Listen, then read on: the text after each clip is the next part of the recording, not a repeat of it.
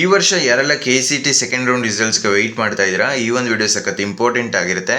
ತುಂಬ ಸ್ಟೂಡೆಂಟ್ಸ್ ಏನು ಮಿಸ್ಟೇಕ್ ಮಾಡ್ತಾರೆ ಅಂತಂದರೆ, ಈಗ ಫೀಸ್ ಸ್ಟ್ರಕ್ಚರ್ ಬಗ್ಗೆ ಅವ್ರಿಗೆ ಐಡಿಯಾ ಇರಲ್ಲ. ಸೊ ಫೀಸ್ ಎಷ್ಟು ಪೇಮೆಂಟ್ ಮಾಡಬೇಕು, ಮತ್ತು ಫೀಸ್ ಪೇ ಮಾಡೋದಕ್ಕೆ ಎಷ್ಟು ಟೈಮ್ ಕೊಡ್ಬೋದು ಸೆಕೆಂಡ್ ರೌಂಡಲ್ಲಿ, ಮತ್ತು ಫೀಸ್ ಪೇಮೆಂಟ್ ಮಾಡಲಿಲ್ಲ ಕರೆಕ್ಟಾಗಿ ಅಂತ ಹೇಳಿದ್ರೆ ನಿಮಗೆ ಸಿಕ್ಕಿರೋ ಸೀಟೇ ಕ್ಯಾನ್ಸಲ್ ಆಗೋ ಚಾನ್ಸಸ್ ಇದೆ. ಸೊ ಸೆಕೆಂಡ್ ರೌಂಡಲ್ಲಿ ಸಿಗುತ್ತಲ್ಲ, ಆ ಒಂದು ಸೀಟ್ ಕ್ಯಾನ್ಸಲ್ ಆಗೋ ಚಾನ್ಸಸ್ ಇದೆ. ಸೊ ಫೀಸ್ ಎಷ್ಟು ಅಂತ ಕಂಪ್ಲೀಟಾಗಿ ತಿಳಿಸ್ಕೊಡ್ತೀನಿ. ಇದ್ರ ಜೊತೆಗೆ ನಿಮ್ಮ ಸೆಕೆಂಡ್ ರೌಂಡ್ ಯಾವಾಗ ಬರುತ್ತೆ ಅಂತ ತಿಳಿಸ್ಕೊಡ್ತೀನಿ. ಮತ್ತು SNQ ಕೋಟಾ ಸೆಕೆಂಡ್ ರೌಂಡಲ್ಲಿ ಸಿಗುತ್ತಾ ಸಿಗಲ್ವಾ, ಈ ರೀತಿ ಡೌಟ್ಸ್ನ ಕೇಳ್ತಾ ಇದ್ದೀರಾ. ಇದ್ರ ಬಗ್ಗೆ ಎಲ್ಲ ಕಂಪ್ಲೀಟಾಗಿ ನಿಮ್ಗೆ ಎಕ್ಸ್ಪ್ಲೈನ್ ಮಾಡ್ತೀನಿ. ಅದರಿಂದ ಯಾರೆಲ್ಲ ನಮ್ಮ ಚಾನಲ್ಗೆ ಇನ್ನೂ ಸಬ್ಸ್ಕ್ರೈಬ್ ಆಗಿಲ್ಲ ಅಂದರೆ ಸಬ್ಸ್ಕ್ರೈಬ್ ಆಗಿ. ಯಾಕಂದರೆ ನೆಕ್ಸ್ಟ್ ನಿಮ್ಮ KCT ಕೌನ್ಸಿಲಿಂಗ್ ಮುಗಿಯೋ ತನಕ ಇದೇ ರೀತಿ ಕಂಪ್ಲೀಟಾಗಿ ಗೈಡ್ ಮಾಡ್ತೀನಿ. ಆಮೇಲೆ ಕೂಡ ನಿಮ್ಮ ಸ್ಕಾಲರ್ಶಿಪ್ ಅಪ್ಡೇಟ್ಸ್ ಬರ್ತಾ ಇರುತ್ತೆ. ಸೊ ಬನ್ನಿ ಫ್ರೆಂಡ್ಸ್, ವಿಡಿಯೋನ ಶುರು ಮಾಡೋಣ.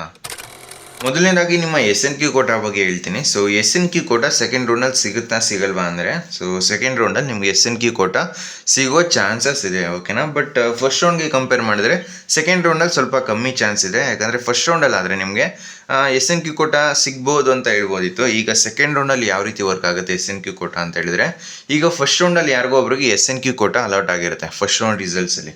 ಬಟ್ ಅವರು ಆ ಒಂದು ಕಾಲೇಜ್ ಇಷ್ಟ ಇರಲ್ಲ ಅಥವಾ ಆ ಒಂದು ಕೋರ್ಸ್ ಇಷ್ಟ ಇರಲ್ಲ. ಸೊ ಅವ್ರು ಏನು ಮಾಡ್ತಾರೆ, ಅವ್ರಿಗೆ ಸಿಕ್ಕಿರೋ ಸೀಟ್ನ ಕ್ಯಾನ್ಸಲ್ ಮಾಡ್ಕೊತಾರೆ. ಆವಾಗ ಒಂದು SNQ ಕೋಟಾ ಸೀಟು ವೇಕೆನ್ಸಿ ಉಳ್ಕೊಳ್ಳುತ್ತೆ. ಆ ಒಂದು ವೇಕೆನ್ಸಿ ಉಳಿದಿದ್ರೆ ಮಾತ್ರ ಆ ಒಂದು SNQ ಕೋಟಾ ಸೀಟು ಸೆಕೆಂಡ್ ರೌಂಡಲ್ಲಿ ಇನ್ನೊಬ್ಬ ಸ್ಟೂಡೆಂಟ್ಗೆ ಅಲಾಟ್ ಆಗುತ್ತೆ. ಸೊ ಈ ರೀತಿ ವರ್ಕ್ ಆಗುವಂಥದ್ದು. ಇನ್ ಕೇಸ್ ಫಸ್ಟ್ ರೌಂಡಲ್ಲಿ ಯಾರಾದರೂ SNQ ಕೋಟಾ ಸಿಕ್ಕಿ ಆ ಒಂದು ಸೀಟ್ನ ಕ್ಯಾನ್ಸಲ್ ಮಾಡ್ಕೊಂಡಿದ್ರೆ, ಚಾಯ್ಸ್ 3 ಸೆಲೆಕ್ಟ್ ಮಾಡ್ಕೊಂಡಿದ್ರೆ ಅಥವಾ ಚಾಯ್ಸ್ 2 ಸೆಲೆಕ್ಟ್ ಮಾಡಿಕೊಂಡು ಈಗ ಸೆಕೆಂಡ್ ರೌಂಡಲ್ಲಿ ಅವ್ರಿಗೆ ಏನಾದರೂ ಕಾಲೇಜ್ ಅಪ್ಗ್ರೇಡ್ ಆಯಿತು ಅಂತ ಹೇಳಿದ್ರೆ ಆ ಒಂದು SNQ ಕೋಟಾದಲ್ಲಿ ಕೋರ್ಸ್ ಏನು ಅಲಾಟ್ ಆಗಿರುತ್ತೆ ಅದು ವೇಕೆನ್ಸಿ ಉಳ್ಕೊಳ್ಳುತ್ತೆ. ನೆಕ್ಸ್ಟು ಅದು ಇನ್ನೊಬ್ಬ ಆಸ್ಪಿರೆಂಟ್ಗೆ ಅಲಾಟ್ ಆಗುತ್ತೆ, ಓಕೆನಾ. ಸೊ ಈ ರೀತಿ SNQ ಕೋಟಾ ವರ್ಕ್ ಆಗುವಂಥದ್ದು. ಸೊ ನಿಮಗೆ ಫಸ್ಟ್ ರೌಂಡಲ್ಲಿ ಆದರೆ ಸಿಗೋ ಚಾನ್ಸ್ ಜಾಸ್ತಿ ಇತ್ತು, ಬಟ್ ಸೆಕೆಂಡ್ ರೌಂಡಲ್ಲಿ ಏನು ಹೇಳೋದಕ್ಕಾಗಲ್ಲ. ಬಟ್ ಚಾನ್ಸ್ ತುಂಬ ಕಡಿಮೆ ಇದೆ, ಓಕೆನಾ.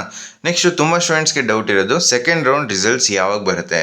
ಈಗ KE ಅವ್ರ ಕಡೆಯಿಂದ ನಿಮಗೆ ಆಪ್ಷನ್ ಟ್ರೀ ಎಡಿಟ್ ಮಾಡೋದಕ್ಕೆ ಚಾನ್ಸ್ನ ಕೊಟ್ಟಿದ್ದಾರಲ್ವಾ, ಅದು ಕಂಪ್ಲೀಟ್ ಆದಮೇಲೆ ಇನ್ನೂ ಕೂಡ ಏನೂ ಅಪ್ಡೇಟ್ ಬಂದಿಲ್ಲ. ಸೆಕೆಂಡ್ ರೌಂಡ್ ರಿಸಲ್ಟ್ಸ್ ಯಾವಾಗ ಬರುತ್ತೆ ಅಂತ ಕೇಳ್ತಾ ಇದ್ದೀರಾ.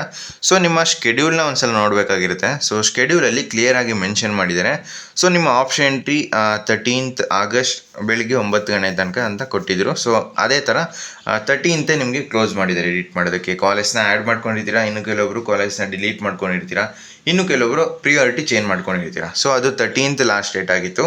ಅದಾದಮೇಲೆ ನಿಮಗೆ 19th ಬೆಳಿಗ್ಗೆ 10 ಗಂಟೆಯ ನಂತರ ನಿಮ್ಮ ಸೆಕೆಂಡ್ ರೌಂಡ್ ಪ್ರಾವಿಷನಲ್ ರಿಸಲ್ಟ್ಸ್ನ ಅನೌನ್ಸ್ ಮಾಡ್ತೀನಿ ಅಂತ ಮೆನ್ಷನ್ ಮಾಡಿದರು. ಸೊ ಇದು UG CET ಸ್ಟೂಡೆಂಟ್ಸ್ಗೆ ಸೆಕೆಂಡ್ ರೌಂಡ್ ಆಗಿರುತ್ತೆ, ಬಟ್ UG NEET ಸ್ಟೂಡೆಂಟ್ಸ್ಗೆ ಇದು ಫಸ್ಟ್ ರೌಂಡ್ ಆಗಿರುತ್ತೆ, ಇದು ಗೊತ್ತಿರಲಿ. ಸೊ ಈಗ UG CET ಸ್ಟೂಡೆಂಟ್ಸು ವೆಯ್ಟ್ ಮಾಡ್ತಾ ಇರೋದು ಸೆಕೆಂಡ್ ರೌಂಡ್ ರಿಸಲ್ಟ್ಸ್ಗೆ, ಓಕೆನಾ. ಸೊ ಸೆಕೆಂಡ್ ರೌಂಡ್ ರಿಸಲ್ಟ್ಸು ನಿಮಗೆ 19th ಅಲಾಟ್ ಆಗೋ ಚಾನ್ಸಸ್ ಇದೆ, ಓಕೆನಾ. ಸೊ ಅವರು ಈ ವರ್ಷ ಏನು ಮಾಡಿದ್ದಾರೆ KE ಅವರು, ಅವ್ರು ಯಾವ ರೀತಿ ಆ ಶೆಡ್ಯೂಲ್ನ ಮೆನ್ಷನ್ ಮಾಡ್ತಾರೆ, ಸೊ ಅದೇ ಒಂದು ಶೆಡ್ಯೂಲ್ಗೆ ಸ್ಟಿಕ್ ಆನ್ ಆಗ್ತಾ ಇದ್ದಾರೆ. ಸೊ ಯಾವುದೇ ರೀತಿ ಎಕ್ಸ್ಟೆಂಡ್ ಮಾಡೋದು ಜಾಸ್ತಿ ಆ ರೀತಿ ಮಾಡ್ತಾ ಇರಲಿಲ್ಲ, ಬಟ್ ನಿಮ್ಮ ಸೀನಿಯರ್ಸ್ಗೆ ಜಾಸ್ತಿ ಎಕ್ಸ್ಟೆಂಡ್ ಆಗ್ತಾಯಿತ್ತು. So option tree editing link ಇರ್ಬೋದು ಅಥವಾ ರಿಸಲ್ಟ್ಸ್ ಇರ್ಬೋದು, ಇದೆಲ್ಲ ಸ್ವಲ್ಪ ಎಕ್ಸ್ಟೆಂಡ್ ಆಗ್ತಾಯಿತ್ತು. ಬಟ್ ನಿಮಗೆ ಶೆಡ್ಯೂಲ್ನ ಕರೆಕ್ಟಾಗಿ ಫಾಲೋ ಮಾಡ್ತಾಯಿದ್ದಾರೆ, ಓಕೆನಾ. ಸೊ 19th ನಿಮ್ಮ ಈ ಒಂದು second round provisional results announce ಆಗೋ ಚಾನ್ಸಸ್ ಇದೆ. ಅದಾದಮೇಲೆ ನಿಮಗೆ 1 or 2 ಡೇಸಲ್ಲಿ ನಿಮಗೆ ಫೈನಲ್ ರಿಸಲ್ಟ್ಸ್ನ ಅನೌನ್ಸ್ ಮಾಡ್ತಾರೆ, ಓಕೆನಾ. ಸೊ 19th ಆಲ್ಮೋಸ್ಟು ನಿಮ್ಮ ಸೆಕೆಂಡ್ ರೌಂಡ್ ರಿಸಲ್ಟ್ಸ್ ಬರೋ ಚಾನ್ಸ್ ಇದೆ. ಸೊ ವೆಯ್ಟ್ ಮಾಡಿ, ಏನಾದರೂ ಅಪ್ಡೇಟ್ ಬಂದರೆ ನಿಮಗೆ ಖಂಡಿತ ತಿಳಿಸ್ಕೊಡ್ತೀನಿ. Next fees structure. So fees structure ತುಂಬ ಇಂಪಾರ್ಟೆಂಟು, ಪ್ರತಿಯೊಬ್ಬರಿಗೂ ಕೂಡ ಇದು ನಿಮಗೆ ಗೊತ್ತಿರಬೇಕು. ನಿಮ್ಮ ಜೊತೆಗೆ ನಿಮ್ಮ ಪೇರೆಂಟ್ಸ್ಗೂ ತಿಳಿಸೋದು ನಿಮ್ಮ ಕರ್ತವ್ಯ. ಯಾಕಂದರೆ ಈಗ ಸೆಕೆಂಡ್ ರೌಂಡಲ್ಲಿ ನಿಮಗೆ ಜಾಸ್ತಿ ಟೈಮ್ ಕೊಡೋದಿಲ್ಲ. ಫಸ್ಟ್ ರೌಂಡಲ್ಲಿ ತುಂಬ ಟೈಮ್ ಕೊಟ್ಟಿದ್ರು ಅಡ್ಮಿಷನ್ ಮಾಡ್ಕೊಳ್ಳೋಕ್ಕೆ, ಬಟ್ ನಿಮ್ಮ ಸೆಕೆಂಡ್ ರೌಂಡಲ್ಲಿ ಸೀಟ್ ಅಲಾಟ್ ಆಯಿತು ಅಂತ ಹೇಳಿದ್ರೆ ಟೈಮ್ ತುಂಬ ಕಡಿಮೆ ಕೊಟ್ಟಿರ್ತಾರೆ. ಯಾಕಂದರೆ ಫಸ್ಟ್ ರೌಂಡ್ ಆದರೆ ನಿಮಗೆ ಹೊಸ್ತಾಗಿತ್ತು, ಈಗ ಸೆಕೆಂಡ್ ರೌಂಡಲ್ಲಿ ನಿಮಗೆ ಗೊತ್ತಾಗಿರುತ್ತೆ ಫೀಸ್ ಪೇಮೆಂಟ್ ಯಾವ ರೀತಿ ಮಾಡೋದು, ಸೊ ಏನೆಲ್ಲ ಡಾಕ್ಯುಮೆಂಟ್ ಸಬ್ಮಿಟ್ ಮಾಡಬೇಕು. ಸೊ ಇದೆಲ್ಲ ನಿಮಗೆ ಹೊಸದಲ್ಲ, ಆದ್ದರಿಂದ ಫೀಸ್ ಸ್ಟ್ರಕ್ಚರ್ ಬಗ್ಗೆ ಖಂಡಿತ ಗೊತ್ತಿರಲೇಬೇಕು, ಇಲ್ಲ ನಿಮ್ಮ ಸೀಟ್ ಕ್ಯಾನ್ಸಲ್ ಆಗೋ ಚಾನ್ಸಸ್ ಇದೆ, ಓಕೆನಾ. ಸೊ ಎಷ್ಟು ಫೀಸು, ಯಾವ ಕ್ಯಾಟಗರಿಗೆ ಎಷ್ಟು ಫೀಸು, ಇದ್ರ ಬಗ್ಗೆ ಡೀಟೇಲಾಗಿ ಎಕ್ಸ್ಪ್ಲೈನ್ ಮಾಡ್ತೀನಿ, ಗಮನ ಇಟ್ಟು ಕೇಳಿಸ್ಕೊಳ್ಳಿ, ಓಕೆನಾ.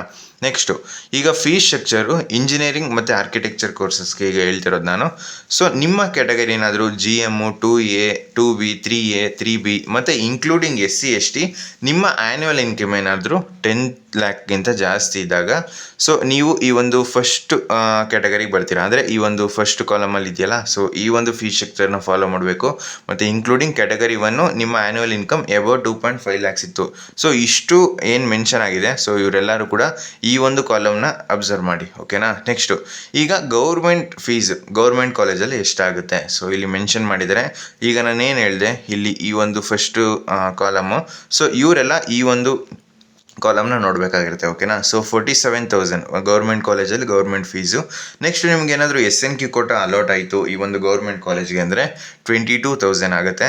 ಮತ್ತು SC/ST ಸ್ಟೂಡೆಂಟ್ಸ್ಗೆ ನಿಮ್ಮ ಆ್ಯನ್ಯುವಲ್ ಇನ್ಕಮ್ ಏನಾದರೂ ಬಿಲೋ 10 lakhs ತನಕ ಇತ್ತು ಅಂತ ಹೇಳಿದ್ರೆ ನಿಮಗೆ 0 ರೂಪೀಸ್ ಆಗುತ್ತೆ. ನೆಕ್ಸ್ಟ್ ಅದಾದಮೇಲೆ ಕ್ಯಾಟಗರಿ 1 ಸ್ಟೂಡೆಂಟ್ಸ್ಗೆ ನಿಮ್ಮ ಆ್ಯನ್ಯುವಲ್ ಇನ್ಕಮ್ ಏನಾದರೂ ಬಿಲೋ 2.5 lakhs ಇತ್ತು ಅಂತ ಹೇಳಿದ್ರೆ 22,950 ಆಗುತ್ತೆ.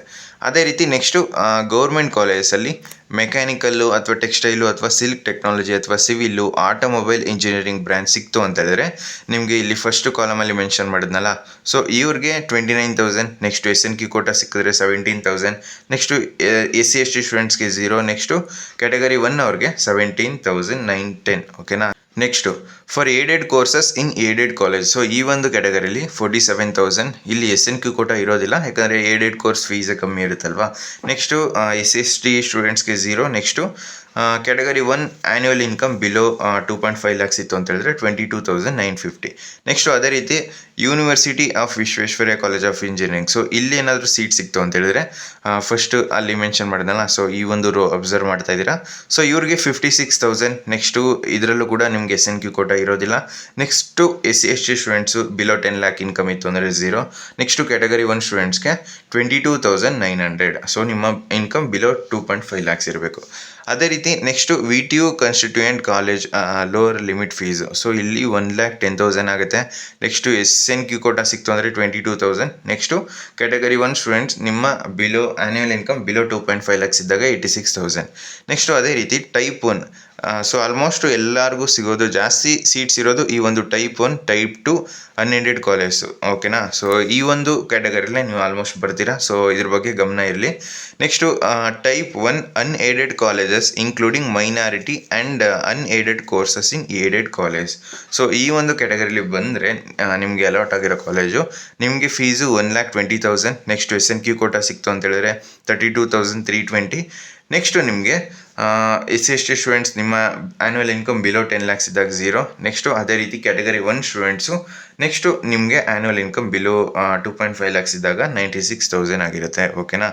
Next type 2 unaided college in including minority and unaided courses in aided college. So same ಇದರಲ್ಲೂ ಕೂಡ ನಿಮಗೆ ಇಲ್ಲಿ ಮೆನ್ಷನ್ ಮಾಡಿದ್ನಲ್ಲ ಈ ಒಂದು ಕ್ಯಾಟಗರಿ ಅಂದರೆ ಈ ಒಂದು ಕಾಲಮ್ ಯಾರೆಲ್ಲ ನೋಡ್ತಾ ಇದ್ದೀರಾ, ಸೊ ನಿಮಗೆ ಈ ಒಂದು ಟೈಪ್ 2 ಅಲಾಟ್ ಆಯಿತು ಅಂತ ಹೇಳಿದ್ರೆ ನಿಮಗೆ 1,30,320 ಆಗುತ್ತೆ.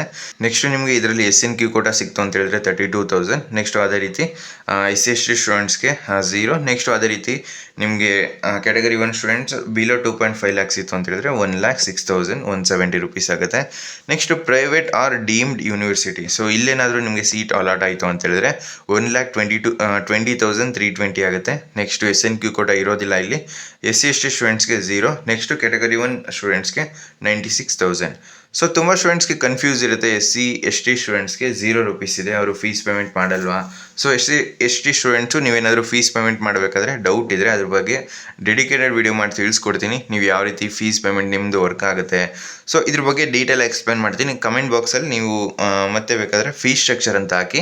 ನೆಕ್ಸ್ಟು ನಿಮಗೆ ಯಾವುದೇ ರೀತಿ ಡೌಟ್ಸ್ ಇಲ್ಲದೆ SC/ST ಸ್ಟೂಡೆಂಟ್ಸ್ ಯಾವ ರೀತಿ ಫೀಸ್ ಪೇಮೆಂಟ್ ಮಾಡಬೇಕು, ಸೊ ಆ್ಯಕ್ಚುಲಾಗಿ ಫೀಸ್ ಎಷ್ಟಾಗುತ್ತೆ ಅವ್ರಿಗೆ ಇದ್ರ ಬಗ್ಗೆ ತಿಳಿಸ್ಕೊಡ್ತೀನಿ. ಓಕೆನಾ. ಸೊ ನೆಕ್ಸ್ಟು ಅದೇ ರೀತಿ ಬೇರೆ ಬೇರೆ ಕೋರ್ಸಸ್ಗೆ ಇಲ್ಲಿ ಮೆನ್ಷನ್ ಮಾಡಿದ್ದಾರೆ. So provisional fees structure UGCT for agriculture, veterinary, fisheries and dairy science courses. ಓಕೆನಾ.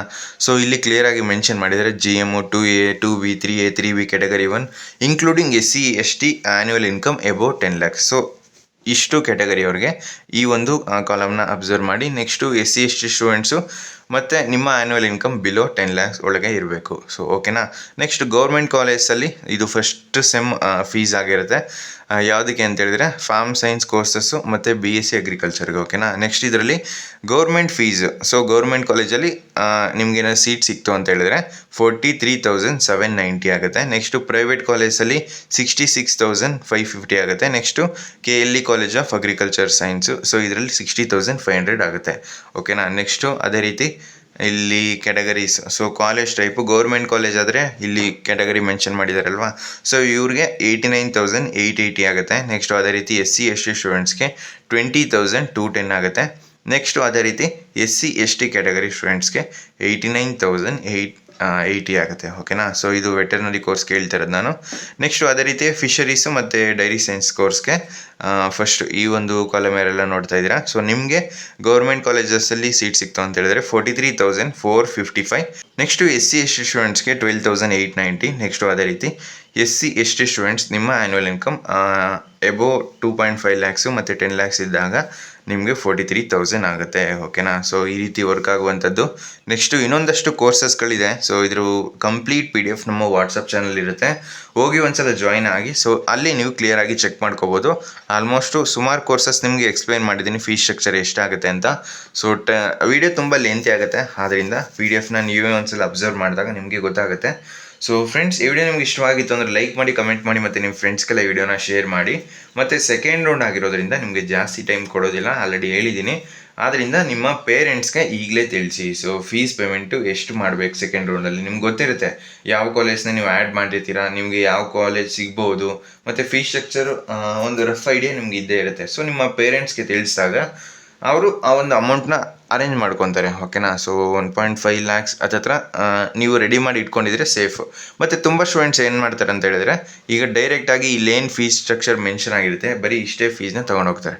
ಬಟ್ ಕಾಲೇಜಲ್ಲಿ ಡೆವಲಪ್ಮೆಂಟ್ ಫೀಸ್ ಅಂತ ನಿಮಗೆ ಪೇ ಮಾಡಿಸ್ಕೊತಾರೆ. ಆಲ್ಮೋಸ್ಟ್ ಒಂದು 30,000 50,000 ಒಳಗಡೆ. ಓಕೆನಾ. ಸೊ ಇದರಲ್ಲಿ ಡೆವಲಪ್ಮೆಂಟ್ ಫೀಸ್ ಅಂತ ಇರುತ್ತೆ. ಅದನ್ನು ನೀವು ಕಾಲೇಜ್ ಅಡ್ಮಿಷನ್ ಹೋಗೋಕ್ಕೂ ಮುಂಚೆನೇ ಕಾಲೇಜವ್ರಿಗೆ ಕಾಲ್ ಮಾಡಿ ಕೇಳಬೇಕು. ಆದ್ದರಿಂದ ಸೊ ನಿಮ್ಮ ಫೀಸ್ ಏನಿರುತ್ತೆ ಅದಕ್ಕಿಂತ ಒಂದು 20,000 ಎಕ್ಸ್ಟ್ರಾ ನೀವು ರೆಡಿ ಮಾಡಿ ಇಟ್ಕೊಂಡಿದ್ರೆ ಯಾವುದೇ ರೀತಿ ಟೆನ್ಷನ್ ಇಲ್ಲದೆ ನಿಮ್ಮ ಅಡ್ಮಿಷನ್ಸ್ನ ಕಂಪ್ಲೀಟ್ ಮಾಡ್ಕೋಬೋದು. ಕೆಲವೊಂದು ಕಾಲೇಜಲ್ಲಿ ಕೇಳ್ತಾರೆ ಡೆವಲಪ್ಮೆಂಟ್ ಫೀಸು, ಅದು ಕಾಲೇಜ್ ಮೇಲೆ ಡಿಪೆಂಡ್ ಆಗುತ್ತೆ. ಓಕೆನಾ. ಸೊ ಏನೂ ಮಾಡೋದಕ್ಕಾಗಲ್ಲ.